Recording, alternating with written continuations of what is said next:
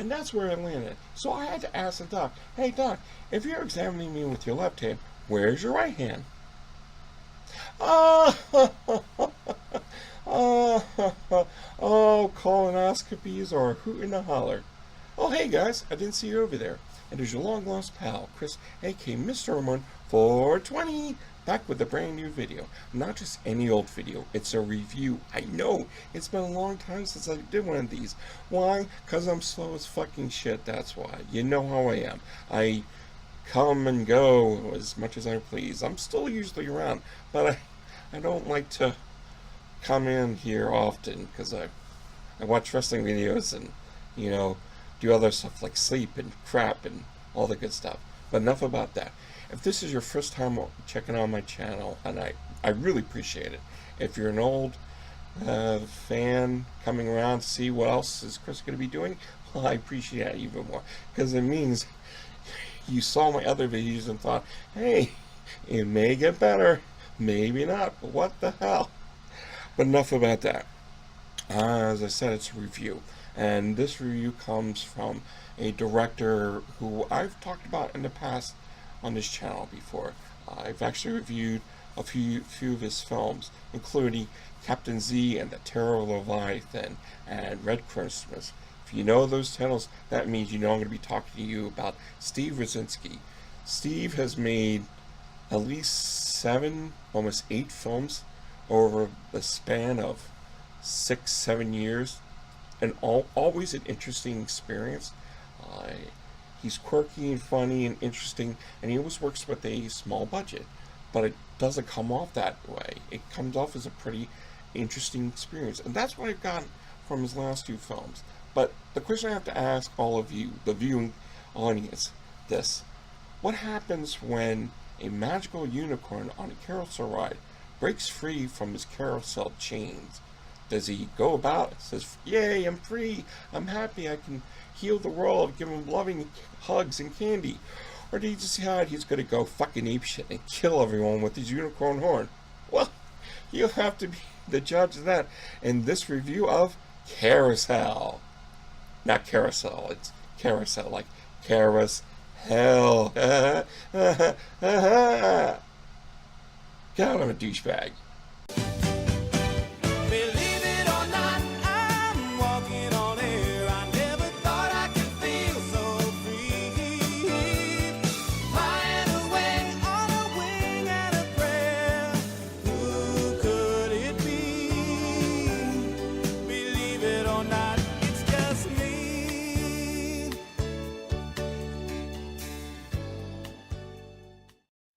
I sure love an intro like that. I haven't seen a good intro like that since the last intro I did. But enough about me. Let's talk about the film.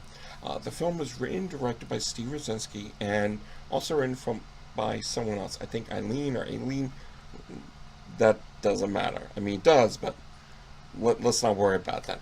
It stars Steve Rimpici, Shea Marie, Steve Rudzinski is also in it, and the very lovely and talented queen of independent film, Haley Jane, goddamn Madison. I just do that because, you know, she's just, but we'll worry about that a little later. The film starts off with, you know, a narration at an amusement park. You don't know what's going on, but it sounds like one of the, you know, workers at the amusement park is just sick and tired of the bullshit he has to deal with day in and day out over and over again. Then we pan directly over to the carousel ride. We don't know why. We pan closer and closer and closer till we get to the one unicorn. And then we find out the narration's actually coming from the unicorn on the carousel ride. We find out that his name is Duke. He's been alive for a very long time. And he's fucking pissed. I mean, the dude, well, he's like me. He's really fucking angry.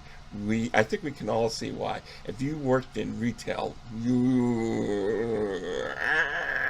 So we transition from the carousel to a single mom's house, where you have the single mom, the oldest daughter named Lori, and the youngest son named Lunchbox, or Larry, I forget.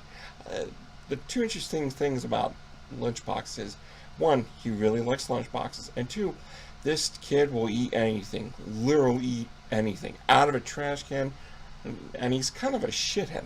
So I like to change, Lunchbox's name to Fucknuts. So Fucknuts has a problem. He doesn't have anything to do that day. So the mom forces Lori to take Fucknuts over to the amusement park, because that's where Lori's boyfriend is a security guard or a rides inspector, something of that matter. So she takes him over, and on the way to the carousel, Fucknuts meets Captain Cool, who's basically the mascot of the amusement park. He's been around for a while, and he has got a nice attitude. But Fucknuts tells Captain Cool to eat a dick, which is really fucking rude. Oh, you just want to strangle Fucknuts. Ooh, And now Fucknuts finally decides he wants to go on a ride. Can you guess which ride it's going to be? That's right, it's the carousel. And can you guess which unicorn or horse he's going to go on? That's right, it's Duke. And it's wonderful. As soon as Duke sees him, oh man, this fat fuck's going to come on. Going to ride on me? Oh, no. And the whole time, Fucknuts is riding on Duke. He blows his nose, he hawks loogie. He just does these horrible, horrible shit and wipes them all over Duke.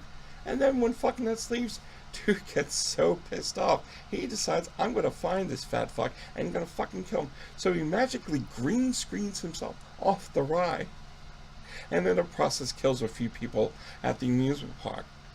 And when this occurs, Duke says he's going to find this fat fuck again. So he goes on a cross-country race to find out where the fat fuck is going. Now, this is the amazing part.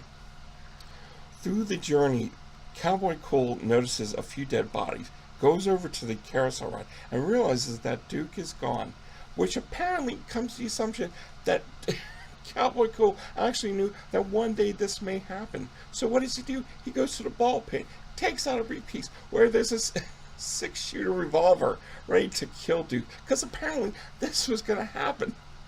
I knew I was in for a story when this shit was going to occur. I'm like, alright, this is interesting. And as I was saying before, Duke wants to get Fat Fuck or Fucknuts. In the process, he will kill anyone he sees along the way. And he realized he finally catches up to Fucknuts at a party that Fucknuts' sister Lori, and a whole bunch of people are having a good time. And in the process, we get to see a couple people I know, one in particular, Steve Rudzinski. He's, Joe, the pizza delivery guy, who's pretty thick in the head. Also, Corella, a good friend of mine, who makes her appearance as a New Orleans bead giver, or taker, as I like to think. Woohoo! Got to see the fun bags. Yay!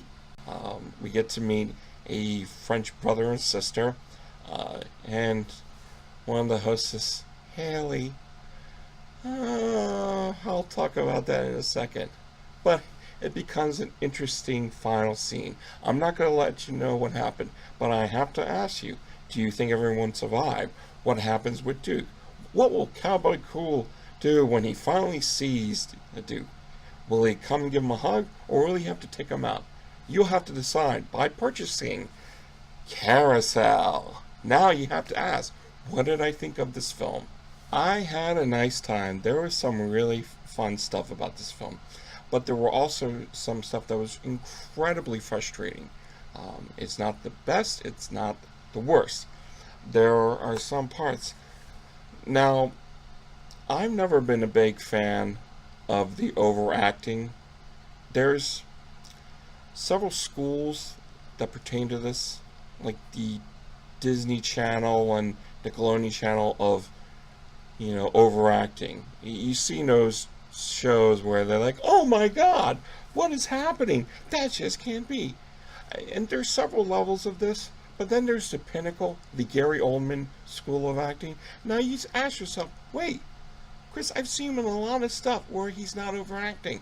But do you ever see him do this? Bring me everyone. What do you mean everyone? Everyone! Yes, that overacting. It was too much. There were parts in the film where certain actors were doing it at certain points in time. One of the hosts of the guy host of the party You know, like, oh my nose, oh my nose. I wanted to knock him the fuck out. There were parts, you know, where he was like, hey, how you doing? And it was relaxing. But it became like, let's play musical chairs of how shitty can we be on the screen. One of the worst things that were just made me angry, the French-Canadian couple. It was just so... I guess Steve told him to be as fucking pansy ass as they could be. I mean, let's just irritate the shit out of the audience. Steve's character was frustrating at points where this girl not only wanted to fuck his brains out, blow his dick, and she was also going to, you know, let him do anal on her. It was just like, huh, keeper, that's a keeper. He just, it was the joke of, oh, you want to have sex with me because I'm a pizza delivery, and I don't get it. So that became frustrating. There were certain parts where certain people were just horrible. Like, you know, you hate fucknuts. Fucknuts is just a little shitbag and retarded. I swear there were parts where he acted like a fucking moron. So it just went out of the way. There was one scene, I'm not going to give all of it away, where, let's say, a very hot and sexy girl has fun with, well, she has sex with and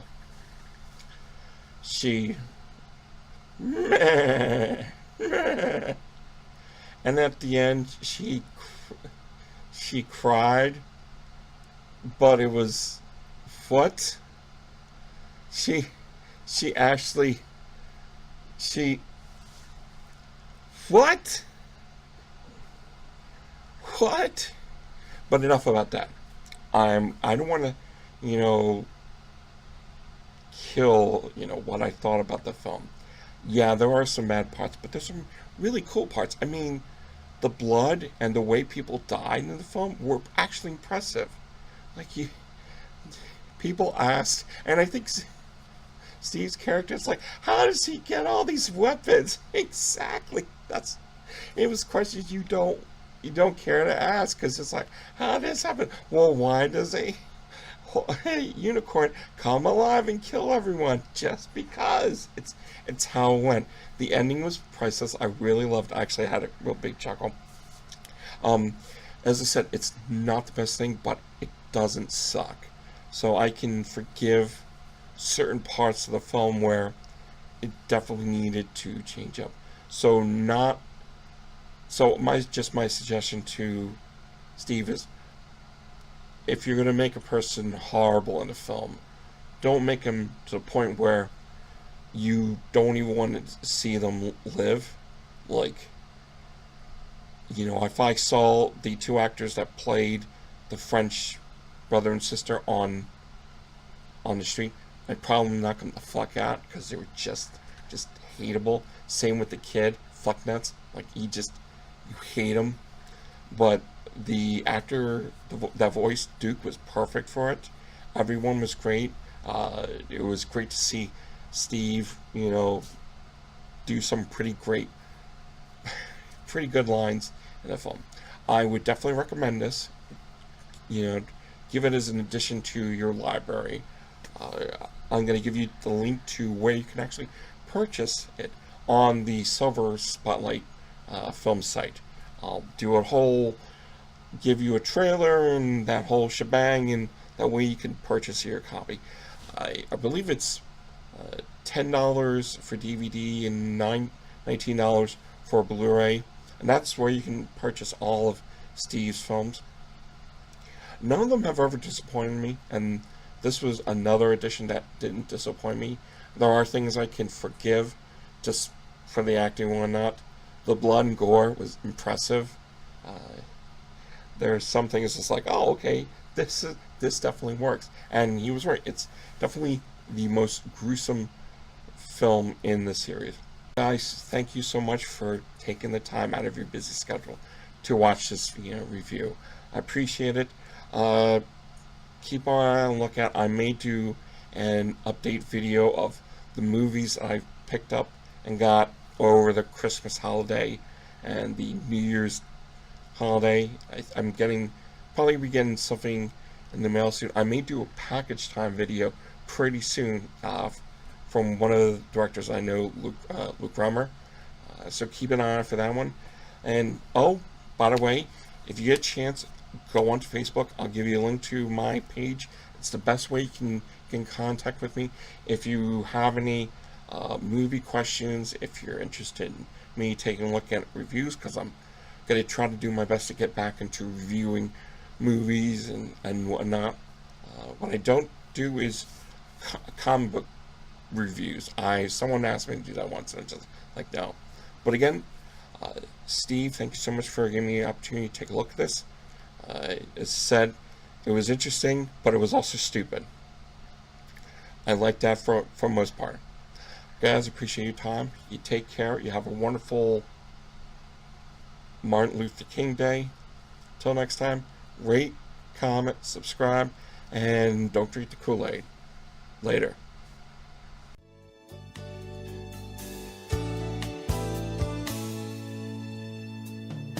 Just like a